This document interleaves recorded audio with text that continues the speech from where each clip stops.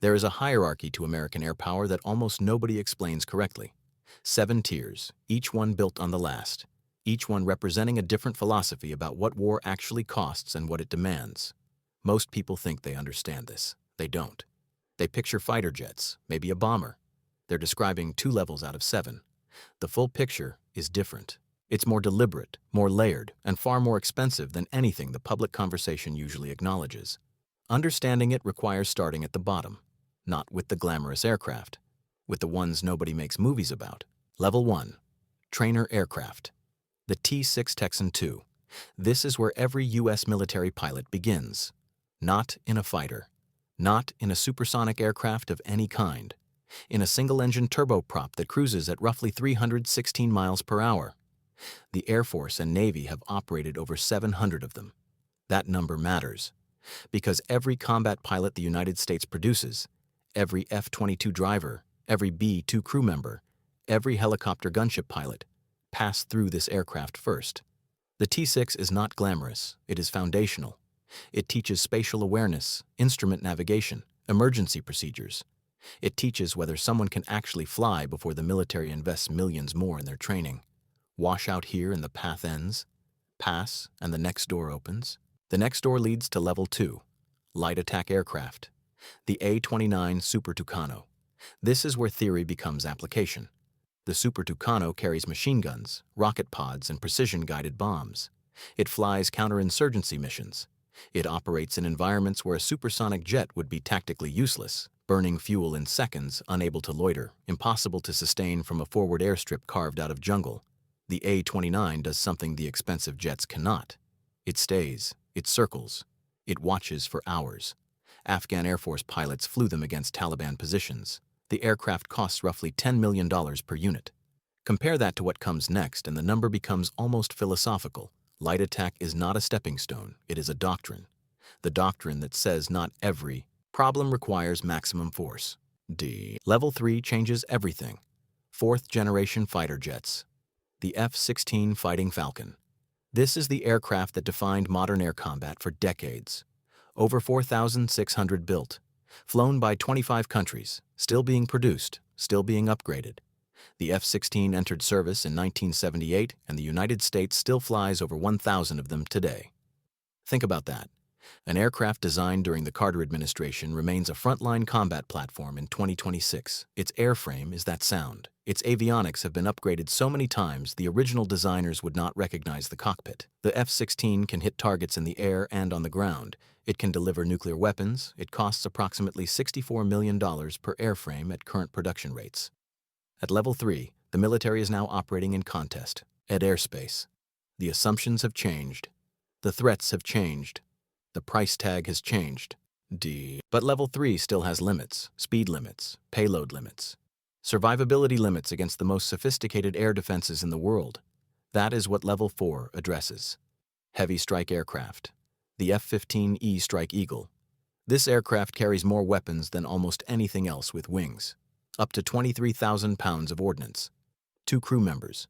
A pilot and a weapon systems officer sitting behind them, running sensors, managing targeting systems, conducting the kind of multitask coordination that a single pilot cannot execute alone during a complex strike. The F-15E has not lost a single aircraft to enemy fire in its entire combat history. That is not a minor statistic. That is an operational record that covers decades of combat over Iraq, Afghanistan, Syria, Libya. The aircraft holds it. This altitude holds its payload, holds its airspace. The Air Force is buying more of them. The FY 2027 budget includes $3 billion for 24 additional F-15EX Eagle IIs. The Pentagon doubled its total order from 129 to 267 aircraft. That tells you everything about confidence in the platform. The F-35 sits alongside the F-22 at Level 5 but represents an entirely different philosophy. Where the F-22 was built for pure air dominance, the F-35 was built for integration. It sees the battlefield and shares that picture across every platform it operates with. The F-35A for the Air Force, the F-35B for the Marines, capable of vertical landing, the F-35C for the Navy, built for carrier operations. Over 1,000 delivered so far to the United States and roughly 20 allied nations. The aircraft is the data node at the center of modern air combat. Its sensors feed information to command networks in real time. A flight of F-35s communicates with each other, with ground stations, with naval vessels, with other aircraft. The individual jet is powerful. The network it enables is the actual WIA. Pon. D. There is an aircraft that does not fit neatly into the stealth fighter conversation but belongs at level 5 for what it actually does. The A-10 Thunderbolt II, called the Warthog, approaching 50 years in service. Every few years, the Air Force announces it will retire the A-10. Every few years, the Army and the Marines object loudly enough to stop it. The reason is simple. The A-10 carries a 30mm cannon that fires armor-piercing depleted uranium rounds at 3,900 rounds per minute. It is built around that gun. The rest of the aircraft is life support for the gun and the pilot. Titanium armor plate surrounds the cockpit. Redundant hydraulic systems, engines mounted high on the fuselage to reduce ground fire exposure. It can fly with one engine, half a tail, and portions of the wing M. Issing. Ground troops request it specifically, not the F-35, not the F-16, the A-10, because it stays, and it kills, and it comes back. Level 6. Strategic bombers. This is where U.S. air power crosses from battlefield dominance to existential deterrence. 3 aircraft define this level. The B-52 Stratofortress entered service in 1955. It is still flying. The Air Force operates 76 B-52H models and has budgeted $48.6 billion to upgrade them, replacing engines, avionics, and weapon systems in the most sweeping bomber overhaul in a generation. The upgraded aircraft, designated the B-52J, is projected to remain operational until approximately 2060. Do the math. An aircraft designed during the Eisenhower administration will still be flying a century after its first flight. No other weapon system in American military history comes close to that record. The B-1B Lancer is the speed at level 6, capable of flying at Mach 1.25 at altitude. Terrain-following radar allows it to drop to very low altitude and exploit terrain to avoid radar detection. It carries 75,000 pounds of conventional weapons, the largest payload in the Air Force inventory. Originally designed as a nuclear-penetrating bomber, arms reduction treaties converted it to conventional roles in the 1990s. It strikes fast, strikes heavy, and hits targets that slower aircraft cannot reach before conditions change. The B-2 Spirit is different from both. 20 aircraft, that is the entire fleet. 20. Each one costs over $2 billion when development costs are distributed across the production run. The B-2 is a flying wing. Its shape is its stealth. It carries nuclear gravity bombs and precision-guided conventional weapons deep into defended airspace that no other bomber can penetrate. It flies from Whiteman Air Force Base in Missouri. A single B-2 mission can span 30 hours. Intercontinental, refueled multiple times in flight. The crew lands, completes an inspection, turns around, and the aircraft goes again. The B-2 does not announce itself. There is no warning. That is the point. Strategic bombers represent leverage of a different kind than fighters. A fighter contest is a duel. A bomber campaign is a statement. When the United States flies B-52s on a freedom of navigation mission or positions, B-2s within range of a disputed region, every government with a radar network understands the message without a single weapon being released. That capability costs. The B-52 costs over $70,000 per flight hour to operate. The B-2 costs $130,000 per flight hour. These are not affordable numbers. They are deterrence numbers. The price of not fighting a war. The Army's attack helicopter presence at this conversation is level 4, but it deserves direct attention. The AH-64 Apache. Twin turboshaft engines, a tandem cockpit, a 30mm chain gun under the nose, Hellfire missiles on wing pylons. The Apache entered service in 1984 and has been continuously upgraded since. The current variant, the AH-64E, is the most capable attack helicopter the United States has ever fielded. It can acquire and track 256 targets simultaneously through its longbow radar system. In December 2025, the Army tested proximity explosive 30mm ammunition fired from an Apache, designed to detonate near a target rather than requiring a direct hit. The relevance is unmistakable. During an exercise called Operation Flyswatter, AH-64E Apaches achieved 13 drone kills in 14 engagements. The Apache, a Cold War tank destroyer, is being retooled as a counter-drone platform, which tells you something about how rapidly the threat environment is moving. Level 7. This is where the hierarchy stops being history and becomes projection. Experimental and next-generation aircraft, the F-47.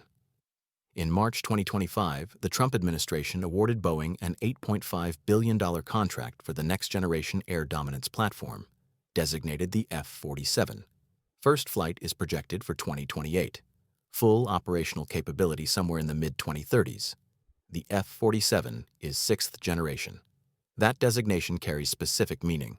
Sixth-generation aircraft are expected to incorporate directed energy weapons, autonomous wingman teaming, artificial intelligence-assisted targeting, sensor capabilities that make the F-35's already remarkable systems look like a previous era. The F-47 is designed to operate in the threat environment that China is building. Advanced integrated air defense systems, long-range surface-to-air missiles, electronic warfare dense enough to degrade the F-22's avionics. The F-47 is the answer to that specific threat. The Navy's parallel program, the F/A-XX, is developing its own sixth-generation carrier-based aircraft. The timelines overlap with the F-47. Both programs acknowledge the same uncomfortable reality. There is a gap. From roughly now until the mid-2030s, the United States will fight with what it has. F-22s aging against younger threats. F-35s that are dominant today but were designed against yesterday's adversaries. F-15E XS bought in larger numbers precisely because the sixth-generation aircraft are not ready. The gap is managed. It is not closed. The B-21 Raider is already narrowing the bomber gap. It began flight testing in 2023. It is the B-2's spiritual successor and technological leap, built from the start around stealth penetration against peer-level air defenses, designed to carry both nuclear and conventional weapons. The Air Force plans for at least 100 of them. The projected plan pairs the B-21 with the upgraded B-52J. The B-21 goes deep, inside defended airspace, against the hardest targets. The B-52J stays outside, launching standoff weapons, hypersonic missiles, cruise missiles, from ranges where enemy air defense cannot touch it. 2 bombers, 2 roles, 1 coordinated campaign, 7 levels. Trainer, light attack, 4th-generation fighter, heavy strike, stealth, strategic bomber, experimental. Each one represents a different answer to a different problem. The T-6 Texan II produces pilots. The A-29. Super Tucano wins counterinsurgency campaigns in terrain that kills jets. The F-16 secures airspace over conventional battlefields. The F-15E delivers mass and precision simultaneously. The F-22 and F-35 operate where radar and missiles make conventional aircraft coffins. The B-52, B-1B, and B-2 threaten from distances that change political calculations before a single bomb falls. And the F-47 and B-21 are being built for the war nobody wants to fight, but every strategist is planning for. The hierarchy is not accidental. It is not bureaucratic overlap. Each level exists because the level below it cannot do something the mission requires. That is the logic that has driven American aviation spending past $50 billion annually. The United States does not maintain 7 levels of air power because it is wasteful. It maintains 7 levels because each gap in the hierarchy is a vulnerability an adversary will find and exploit. That calculation is what the budget reflects, what the procurement numbers reflect, what the 2027 defense appropriations reflect when they double JASSM procurement to 821 units and AAA MRAAM orders to 1,317. Numbers that large are not about today's conflict. They are about the conflict the analysis says is coming.